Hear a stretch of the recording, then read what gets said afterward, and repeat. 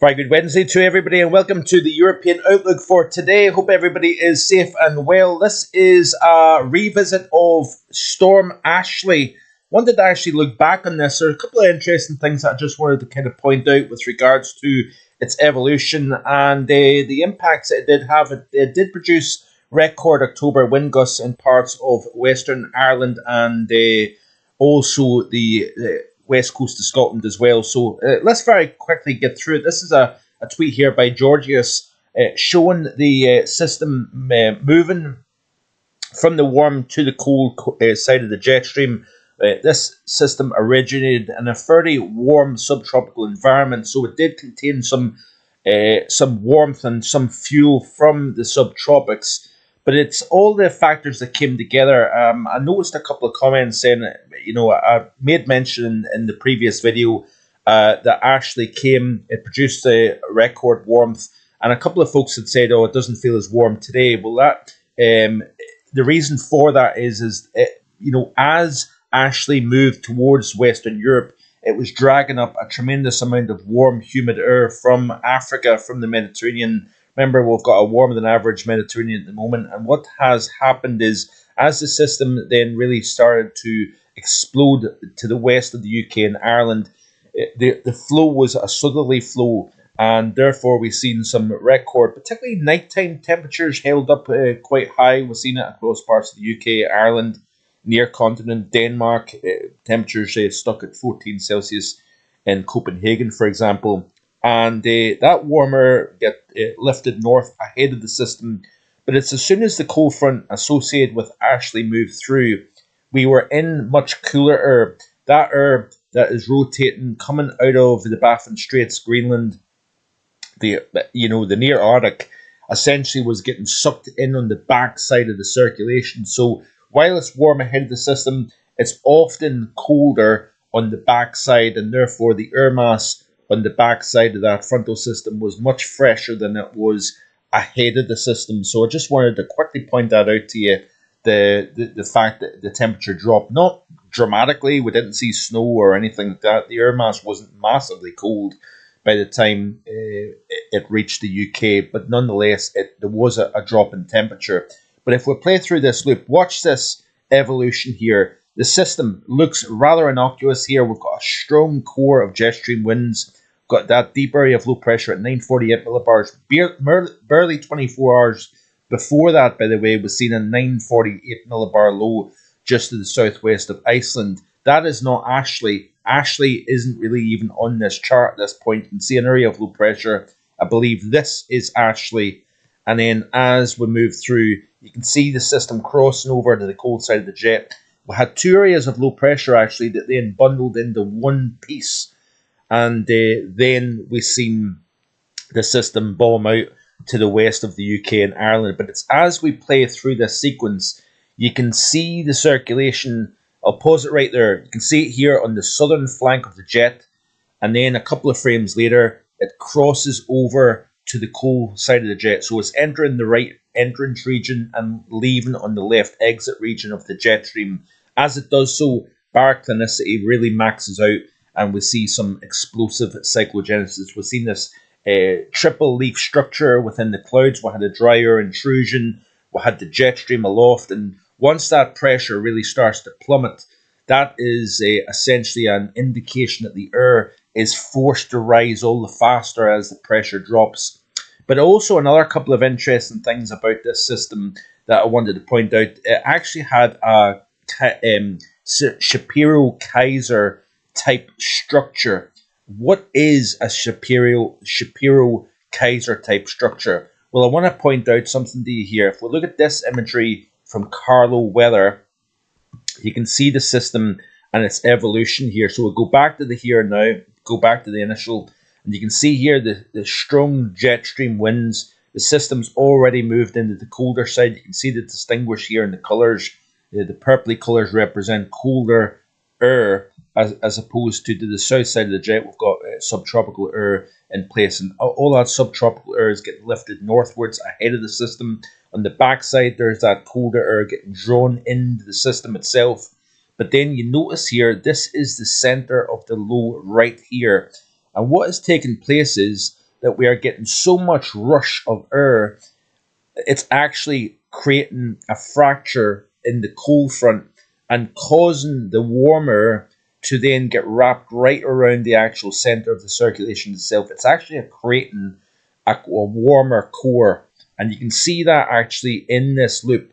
Look at the colors. You can see here the warmer air getting wrapped around it, and it's actually almost closing off, creating an eye-like feature within the center of the circulation. So when you fracture the cold front, you're allowing the warmer air to get wrapped around into the vortex itself and creates a warm core system. Quite often you can also get the tail developing, which is a sting jet.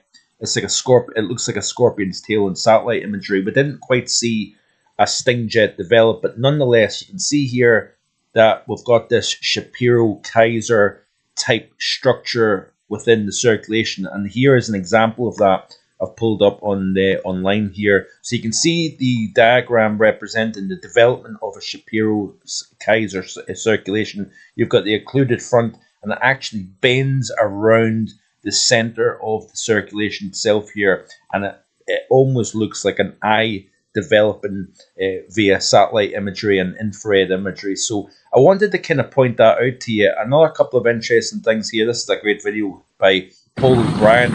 This is from Salt Hill in Galway, and you can see the tremendous wave action that's actually moved ashore. We had high tides, we had an element of storm surge moving into the coastline of Galway on the west coast of Ireland, and it really does represent the power of this system. The good thing is that it was not deepening as it moved and made impact on both Ireland and Scotland. The centre actually deepened well out over the open Atlantic, and then it kind of started to the pressure started to rise as it moved across to the north of the UK. But nonetheless, it did still generate some very powerful winds indeed. These were the wind gusts according to the BBC and the Met Office. So Aberdaron on the Welsh coast recorded the strongest gust of 82 miles per hour. Cologne in County Down, I believe that is, or County Down, I think it is, 81 miles per hour, and Tyree 78 miles per hour. The significance about these three wind gusts is it was the strongest wind gust ever recorded for the month of October.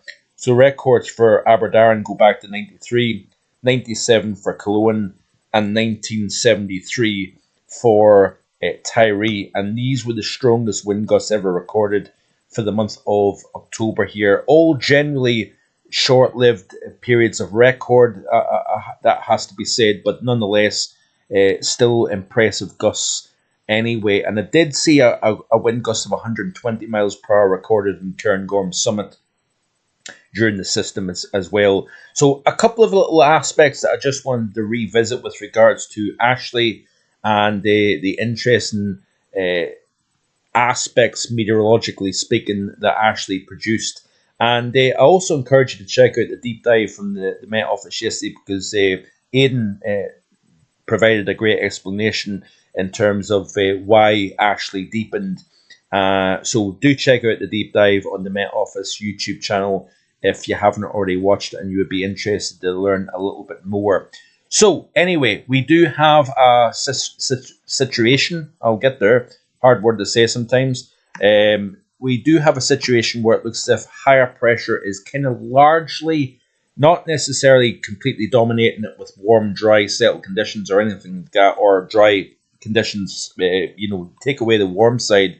The fact is that we still have relatively unsettled conditions, but we do have quite an amplified jet at the moment. We've got the remnants of Nadine now starting to lift northwards, or sorry, Oscar, not Nadine. Nadine actually crossed from the Atlantic into the Pacific and became a major hurricane. We'll discuss that in the next couple of days.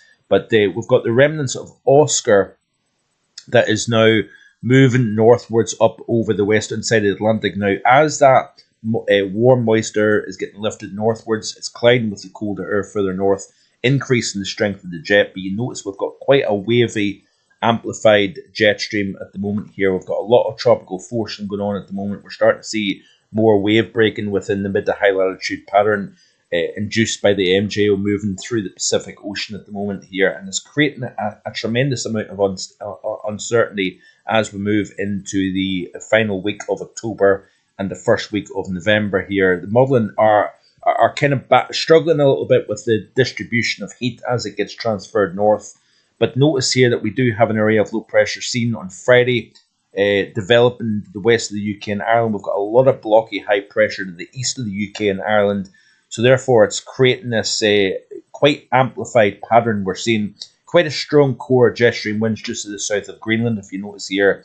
But with high pressure to the east of the UK and Ireland, we're seeing this area of low pressure kind of get stuck. So it's not getting pushed along. It's actually getting forced to go south, if you notice here. Play through the loop. Then we're starting to see more jet stream winds starting to kind of move into the northern half of the UK. So we've got quite a strong area of jet stream winds moving essentially out of southern Greenland, southern Iceland in a northwesterly direction towards the northern UK. We're seeing a deceleration of winds over Ireland and over the UK itself here. So you would expect to see quite a lot of showers and longer spells of rain associated with this. But if we play through this loop, you can see here quite a messy picture. We've got one arm of jet stream winds coming out of the western United States up over southern Canada. We've got another branch here coming out of Florida, out of the Gulf of Mexico. We've got another branch yet again. There's this dip over far eastern Canada. That branch there is getting lifted all the way north. We've got quite a strong area of high pressure extending from the Azores all the way towards the UK and Ireland. We've got another area of cut-off low pressure down to the south of Portugal, northwestern portions of Morocco. So we've got multiple arms and branches of the jet stream due to this very blocky, amplified, kind of funny-looking type of weather pattern at the moment here. But generally speaking, the take-home is that high pressure is always trying to kind of fight for domination of the UK and Ireland pattern. This is very indicative of a Phase 6 MJO, by the way, where you tend to have block and high pressure over the UK and Ireland when you've got this type of setup taking place. So let's have a quick look at the overview chart here. This is a little bit of a quick video today. By the way, this is the latest 10 HPA temperatures over the North Pole. You can see here quite a strong area of polar vortex at 10 millibars in the upper levels of the stratosphere. And that looks as if that's going to maintain itself for the next wee while or so. But I want to show you the GFS model. There's that strong area of high pressure, creating resistance when that strong jet coming across the Atlantic with that block of 1035 millibar high pressure over Central Europe. There's an area of low pressure that is not going to progress particularly fast eastwards. But we've also got a strong southerly flow, a mild flow, and temperatures in the Murray Coast, we're certainly getting up there this afternoon due to that southerly flow and the Fern effect. You've got 14s quite widely across northern areas of the UK, 15, 16, 17 across the south. So a very mild overall pattern due to that strong southerly flow that we're seeing. And we're expecting to see wind strengthen further as we move into the overnight period. Let's look at the current pressure chart.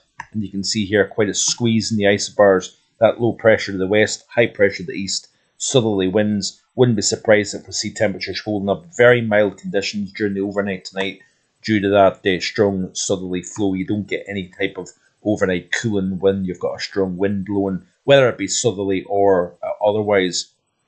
So looking back at the overview chart here, you can see that eventually that frontal system trundles its way in, but that area of low pressure kind of gathers into a more significant circulation just to the south of Ireland here. Could have some fairly gusty winds, southwestern UK, southern Ireland here. But notice high pressure regains control across the UK and Ireland as that feature kind of cuts off from the main flow. It's then forced to detach. And then it kind of drifts its way southwards into Iberia. We've got another threat of heavy rainfall across parts of central and southern Portugal, southern and central Iberia, northeastern Iberia, and then you've also got some heavy precipitation moving into the south of France. That's something we do not want to see at the moment here, given the amount of rains that we've seen. But you notice here, generally speaking, high pressure is dominating this pattern.